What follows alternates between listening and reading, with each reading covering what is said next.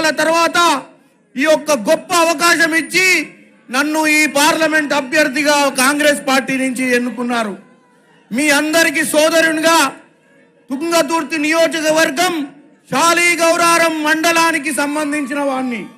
మీ అందరి ఆశీర్వాదంతో మొన్న విజయం సాధించి మన గౌరవ ముఖ్యమంత్రి రేవంత్ రెడ్డి గారిని ఎలా ముఖ్యమంత్రి చేసి ఇక్కడ ఉన్నటువంటి మా అన్నలు కోమటిరెడ్డి వెంకటరెడ్డి గారిని, రాజగోపాల్ రెడ్డి గారిని, అలాగే మా వీరేష్ అన్నను, అలాగే మా బీర్లాయిలన్నను, మా కుంభమణిలన్నను, మా మల్రెడ్డి రంగారెడ్డి అన్నను, శామ్యుల్ అన్నను, అందరినీ ఎలాగైతే కొమ్మూరి ప్రతాప్ రెడ్డి గారిని మీరు ఎలాగైతే ఓట్లేసి 2,82,000 మెజార్టీ తీసుకొచ్చినందుకు మీ అందరికీ నా హృదయపూర్వక నమస్కారాలు. ఇవాళ ముఖ్యమంత్రి గారు ప్రత్యేకంగా నా నామినేషన్ ర్యాలీకి రావడం మీ అందరి గొప్పతనం. మీరు పడ్డ శ్రమకు ఈడ ప్రభుత్వం వచ్చింది కాబట్టే ఒక ముఖ్యమంత్రి వర్యులు ఇక్కడికి నామినేషన్ కి రావడం జరిగింది. మీ అందరి కోసం మళ్ళీ ఒకటే చెప్తున్నా, ఆ రోజు మీరు రాత్రి పగలు కష్టపడి ప్రతి ఇంటికి పోయి ఆ రోజు బీఆర్ఎస్ ప్రభుత్వ వైఫల్యాల మీద ప్రజలను చైతన్యవంతులు చేసి బీఆర్ఎస్ పార్టీని తరిమి కొట్టిరు. మళ్ళీ ఈ రోజు చెప్తున్నా, మళ్ళీ సమయం ఆసన్నమైంది. భారతదేశంలో 10 సంవత్సరాలుగా ఉన్నటువంటి బీజేపీ పార్టీ మోసపూరిత party. Only social media university తప్ప వాస్తవాలు ఏమీ లేవు. మనం ప్రజల మధ్యనికి వెళ్ళి ప్రతి ఒక్కరు ఇక్కడికి వచ్చిన వాళ్ళు రానున్న 20 రోజులల్లా సోషల్ మీడియాలో వచ్చేటువంటి తప్పుడు కథనాలను తిప్పి కొట్టాల్సిన అవసరం ఉంది. ఎందుకంటే వాళ్ళకి ఏమీ బూతులు ఏమీ లేదు. మీరందరూ చూసిర్రు, బీజేపీకి 70,000 ఓట్లు వచ్చినాయి. బూతులో కూర్చునే కార్యకర్తలే లేరు. బీఆర్ఎస్ చూస్తే నాయకులంతా పారిపోతురు. బీపాములు ఇస్తే ఇసిరేసి డస్ట్బిన్ లో పడేసి ఉరుకుతురు. మరి ఎక్కడున్నారు?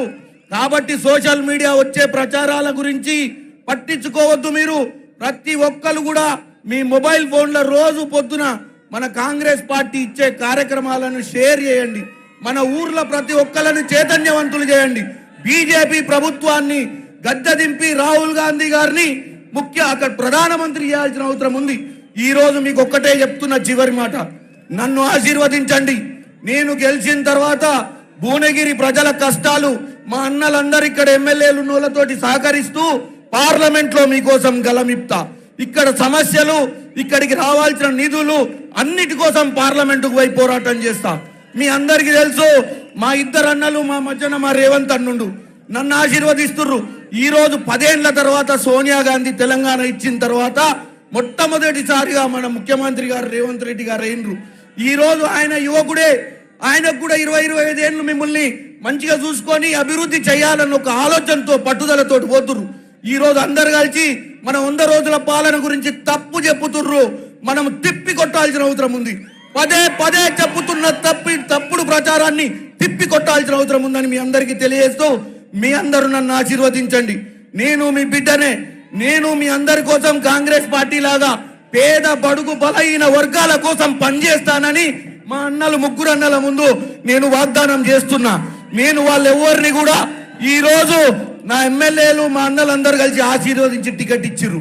ఎందుకు ఇచ్చిర్రంటే మీ మీద నమ్మకంతో, మీ మధ్యలో ఉన్న కార్యకర్తను గెలిపించుకుంటారన్న నమ్మకంతో ఒక మధ్య తరగతిలో పుట్టి ఈ యొక్క టికెట్ సంపాదించుకోవడానికి మా అన్నలు ఇచ్చిన సహకారానికి మీ సహకారం కావాలని కోరుకుంటూ సెలవు తీసుకుంటున్నాను. ఒక్కసారి అందరు చేతులెత్తి కాంగ్రెస్ పార్టీ, కాంగ్రెస్ పార్టీ, చేతి గుర్తుకే